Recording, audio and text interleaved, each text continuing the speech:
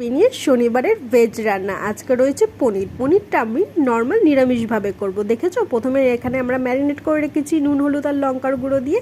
তারপর এটাকে সর্ষের তেলে হালকা করে ভেজে নেব লাল করে। তারপর কিন্তু গরম জলে ডুবিয়ে রাখবো, তাতে পনির নরম থাকে।